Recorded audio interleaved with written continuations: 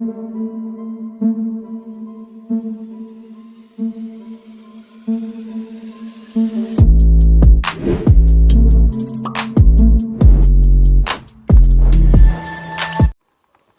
दोस्तों, scary story official में आप सबका स्वागत है। आज की कहानी की तरफ बढ़ने से पहले चैनल को सब्सक्राइब कर लीजिए और अगर कहानी अच्छी लगती है तो प्लीज़ लाइक एंड कमेंट करना मत भूलिएगा। दोस्तों, आज की कहानी बहुत ही ज़्यादा डरावनी है, तो अगर आप अकेले देख रहे हैं तो ज़रूर लाइट ऑन करके देखिएगा, क्योंकि डरावनी कहानी अंधेरे में और भी डराती है। तो देर नहीं करेंगे, कहानी की तरफ बढ़ेंगे। आज की कहानी एक ऐसे घर की है जो उत्तर प्रदेश में एक छोटा सा कस्बा है, जहाँ पर एक बहुत ही ज़्यादा बड़ा और भूतिया घर है। ये कहने को तो बहुत सुंदर है, क्योंकि अभी ज़्यादा पुराना भी नहीं है, 10 साल पुराना घर है और इतना खूबसूरत बना हुआ है बाहर से, लेकिन अंदर का माहौल उतना ही ज़्यादा डरावना है। तो बात करते हैं रजत की। रजत एक छोटे से गांव में रहता है और उनके कुछ रिलेटिव शहर में रहते थे। तो इन्होंने सोचा कि गांव में रहकर पढ़ाई या जॉब कोई भी काम मुमकिन नहीं है, इसलिए शहर जाकर के किसी अच्छे कॉलेज में एडमिशन ले लूँगा और उसके बाद वहीं कहीं जॉब ढूंढ लूँगा। तो ये बड़े शहर आ जाता है, उसी शहर में जहाँ पर वो घर है। ये वहाँ आता है, लेकिन गाँव के कुछ लोगों से पता चलता है कि उसी शहर में एक घर है जहाँ पर उनके गांव के ही एक रिश्तेदार हैं, वो रहते हैं। तो रजत से बोला गया कि बेटा, रहने की अगर कोई प्रॉब्लम होती है तो उनसे जाकर मिल लेना। हो सकता है अगर उनके घर में जगह हुई तो घर में रहने की प्रॉब्लम नहीं है, क्योंकि घर उनका बहुत बड़ा है, और अगर घर में प्रॉब्लम हुई तो वो कहीं घर दिला भी देंगे। तो रजत भी खुश हो गया और एड्रेस ले लेता है और चल देता है उस घर की ओर। घर ढूंढता है, पहले तो बहुत थक जाता है और ढूंढते ढूंढते शाम के लगभग 6 बजे वो उस गली में पहुंचता है जहां वो घर था। अब देखता है बाहर से तो बड़ा आलीशान घर है और बहुत अच्छा दिख रहा है। दरवाजे के पास पहुंचता है और गेट नॉक करता है, तो अंदर से कोई आवाज़ नहीं आती है। दरवाज़ा जैसे ही उसने टच किया तो दरवाज़ा अपने आप खुल गया। तो इसने सोचा कि हो सकता है बड़ा गेट है और इसमें ताला या कुंडी नहीं लगाते होंगे। तो वो गेट खोल करके अपने साथ जो बैग लिए था वो ले करके अंदर जाता है। अंदर का जो मेन गेट होता है उसमें बेल लगी थी, तो वो बेल बजाता है। तो एक बूढ़ी महिला थी जो वो बाहर आती हैं। बहुत टाइम लगा उनको आने में, लेकिन अब वो इंतज़ार कर रहा था रजत, क्योंकि उन्होंने अंदर से कुछ आवाज़ दी थी। क्लियर नहीं थी लेकिन आवाज़ दी थी, इसलिए रजत थोड़ी देर वहाँ खड़ा रहता है। वो आती हैं, दरवाज़ा खोलती हैं और रजत को ऊपर से नीचे तक निहार रही थी। तो रजत उनको प्रणाम करता है। उसके बाद कहता है कि दादी, ये घर वो पंडित जी का है? तो दादी हाँ में सर हिलाती हैं। उसके बाद कहती हैं, बेटा कहाँ से आए हो? तो ये बताते हैं कि मैं उस गांव से आया हूँ और उनका बेटा हूँ। अपना पूरा एड्रेस और घर का पूरा नाम पता सब बताता है। तो वो पहचान जाती हैं, कहती हैं ठीक है बेटा, आओ अंदर। उन्हें अंदर लेकर जाती हैं और कहती हैं कि बेटा, मैं तो घर में अकेली ही रहती हूँ और मेरा बेटा और बहू विदेश चले गए हैं अभी पिछले ही महीने, तो मैं घर में अकेली हूँ। वो मुझे ले जा रहे थे लेकिन मैं जाना नहीं चाहती थी, क्योंकि मैं ज़्यादा चल फिर नहीं पाती हूँ और मुझे बहुत दिक्कत होती, मुझे इसी घर में अच्छा लगता है। तो रजत कहता है कि दादी, आप अकेले कैसे रह लेती हैं इस घर में, और कोई हेल्प करने के लिए? तो वो बताती हैं कि हाँ, एक खाना बनाने वाली आती है और झाड़ू पोछा करने के लिए भी एक है, और बेटा पैसे भेज देता है। तो रजत कहता है अच्छा तो ठीक है, लेकिन फिर भी आप अकेले पूरा दिन कैसे रह लेती हैं? तो दादी कहती है कि मैं अकेली नहीं रहती हूँ। तो रजत कहता है फिर आपके साथ कौन रहता है? वो बात को काट देती हैं और कहती हैं, बेटा पानी पियोगे? तो रजत कहता है अरे नहीं दादी, आप बैठो, मैं पानी ले लूँगा, आप बता दो कहाँ रखा है, अगर आपको बुरा ना लगे तो। तो दादी कहती है अरे नहीं बेटा, मुझे बुरा नहीं लगेगा, पानी किचन के बाहर फ्रिज रखा हुआ है, उसमें पानी है। अब ये जाता है अंदर किचन की तरफ। अंदर का माहौल इतना ज़्यादा मतलब डार्क था, अंधेरा अंधेरा सा लग रहा था। इसने लाइट खोली लेकिन फिर भी वो डार्क ही लग रहा था। ये फ्रिज से बोतल निकालता है और एक ग्लास निकालता है, पानी पीता है और आ जाता है। किचन में जब रखने गया था तो एक अजीब सी स्मेल आ रही थी पूरे किचन में। तो इसे लगा हो सकता है कोई गंदगी रही हो या कुछ इस वजह से स्मेल आ रही है। वो आकर के बैठ जाता है और उनसे बातें करने लगता है। बातों ही बातों में 7:30-8 बज जाता है। तो वो कहती है कि बेटा कुछ खाओगे, क्योंकि काम वाली आने वाली है तो खाना बनवाना होगा। तो रजत कहता है जैसा आप ठीक समझो। तो ये बताता है कि मैं किस लिए आया हूँ। तो वो कहती हैं कि ठीक है, अगर तुम्हें रहना है तो तुम आगे वाला कमरा ले लो और उसी में रहो, और वैसे भी इस घर में कोई और रहता नहीं है तो तुम रह सकते हो आराम से, और खाना पीना भी जैसा मैं खाती हूँ वैसा अगर तुम खाओ तो ठीक है, दोनों लोग मिलकर खा लेंगे। रजत भी खुश हो जाता है कि चलो फाइनली घर भी मिल गया और खाने की भी प्रॉब्लम नहीं है। अब दोनों लोग बैठे ही थे, तभी काम वाली बाई आ जाती है। वो खाना वाना बनाना शुरू करती है और दादी ने बोला कि बेटा 2 लोगों का खाना बना लेना आज से। तो वो कहती ठीक है। अब दोनों लोग के लिए रोटी सब्जी वो बना देती है और उसके बाद वो चली जाती है। 1 घंटे के अंदर सारा काम करके वो चली जाती है, बर्तन भी धुल देती है। अब ये दोनों खाना खाने के लिए बैठते हैं। बस खाना खा ही रहे थे तभी दादी एकदम से चौकन्नी हो जाती हैं। वो मेन गेट की तरफ देखने लगती हैं। अब रजत पूछता है क्या हुआ दादी? तो कहती है कि अरे वो लोग आ गए हैं शायद, गाड़ी आई है ना। तो रजत कहता है कौन लोग? आप तो कह रही थी यहाँ कोई नहीं रहता है। दादी कहती है नहीं बेटा, वो शाम को आते हैं और सुबह को चले जाते हैं।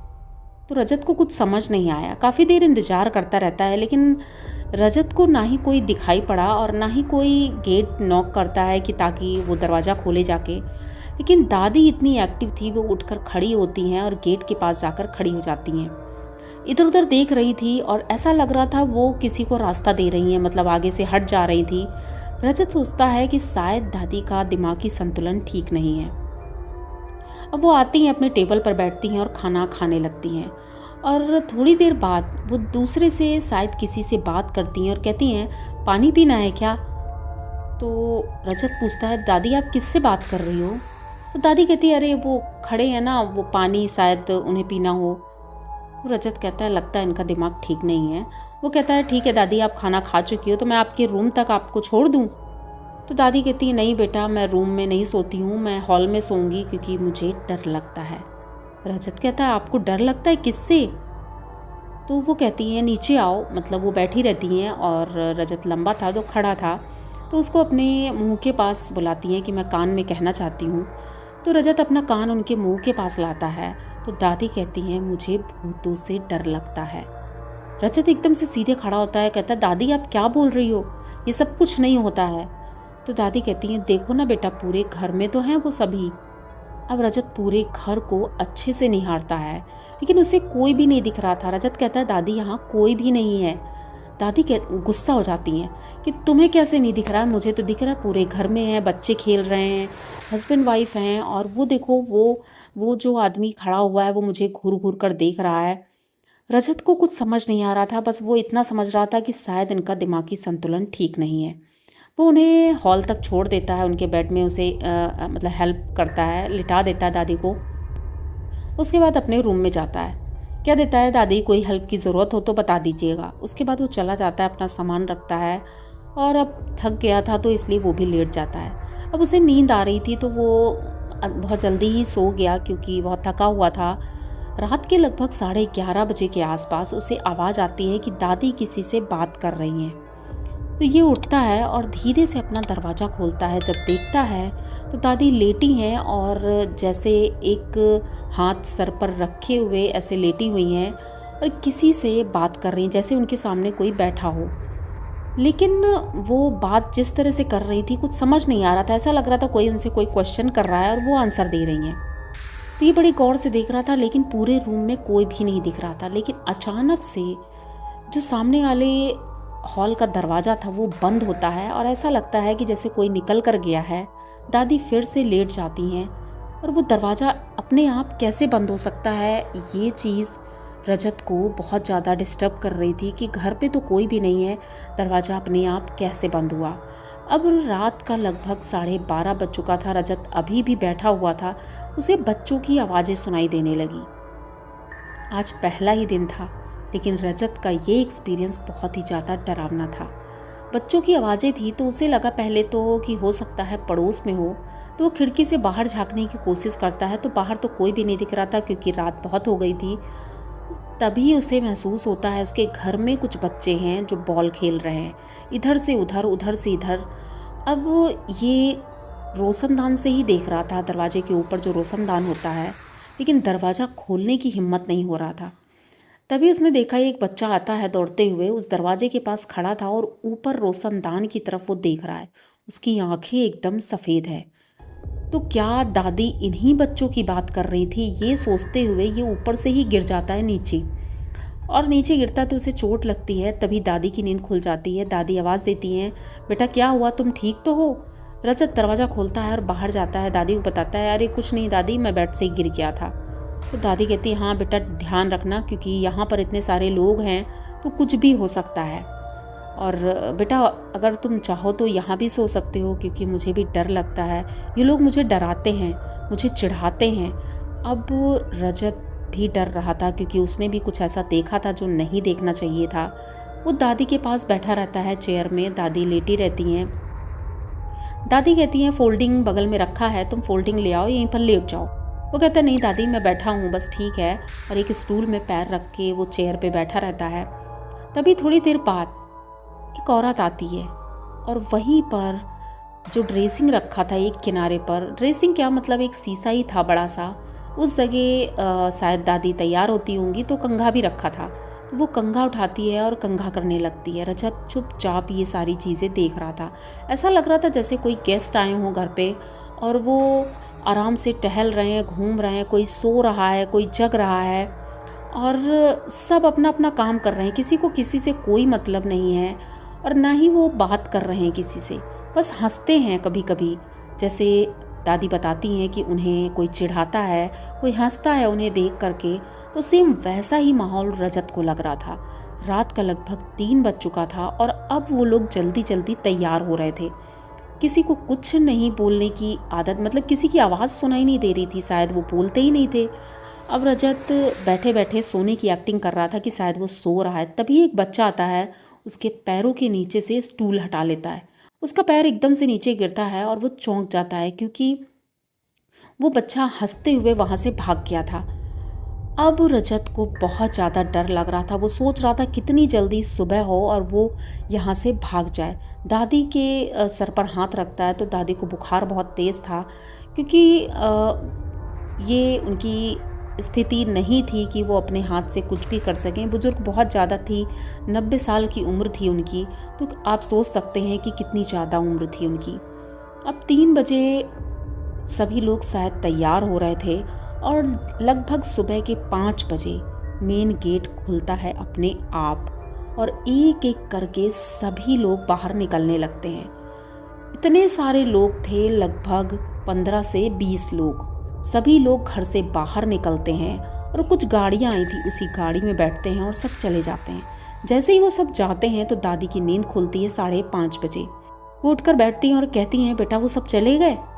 तो रजत दादी के पैर पकड़ता है और कहता है, दादी आप इस घर में कैसे रह लेते हो? दादी कहती है, बेटा मेरी मजबूरी है और इनके साथ ही मुझे रहना पड़ता है। मैं किसी से जब कहती हूँ तो किसी को कुछ कोई दिखाई नहीं देता है, सब मुझे पागल कहते हैं, पर तुम्हें कैसे दिखाई पड़ा? रजत कहता है, पता नहीं दादी, मुझे भी कुछ समझ नहीं आ रहा है, लेकिन मैंने भी उन लोगों को महसूस किया है और देखा भी है। तो मैं आपकी बातों को मानता हूँ और विश्वास करता हूँ, लेकिन दादी अगर आप मेरी बात मानो तो आप यहाँ मत रहो। दादी कहती है, बेटा मेरी तो वैसे ही उम्र हो चुकी है और अब मर भी जाऊँगी तो क्या हुआ, लेकिन तुम इस घर में मत रहो, क्योंकि अगर तुम्हें कुछ हो गया तो तुम्हारे घर वाले तो बेसहारा हो जाएंगे, क्योंकि तुम ही तो उनका एक सहारा हो। रजत उनकी बात को समझता है, लेकिन दादी को छोड़कर जाने का उसका मन नहीं था।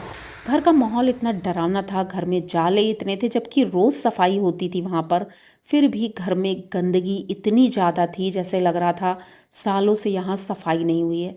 रजत दुखी मन से उस घर से जाने लगता है, लेकिन ये एक्सपीरियंस वो ना ही किसी से बता सकता है, क्योंकि दादी ने मना किया था किसी को बताना नहीं, वरना ये घर कोई खरीदेगा नहीं।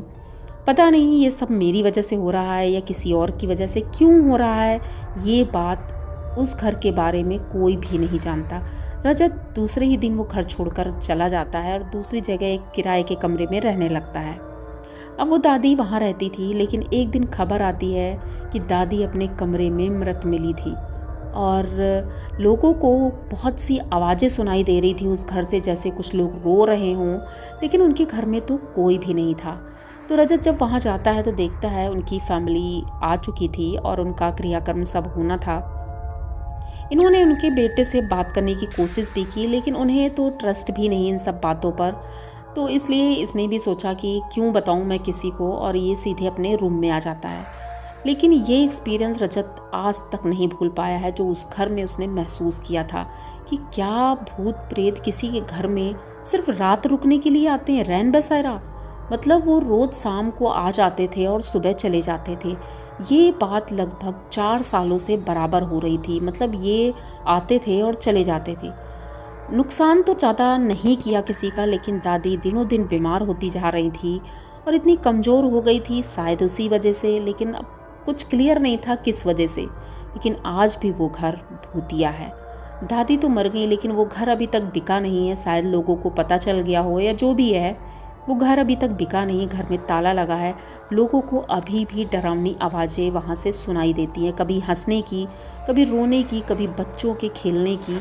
मतलब कि वो लोग शायद अभी भी रोज़ शाम को आते हैं और सुबह को चले जाते हैं। लोग बताते हैं गाड़ी आने की आवाज़ भी सुनाई देती है, लेकिन दिखाई कोई नहीं देता है। तो आप लोगों को इस घर की ये डरावनी कहानी कैसी लगी? अगर अच्छी लगी हो तो प्लीज़ चैनल को सब्सक्राइब करिए, लाइक कमेंट करिए, शेयर करिए और बने रहिए हमारे साथ। मिलते हैं फिर किसी नई कहानी में, तब तक के लिए डरते रहिए।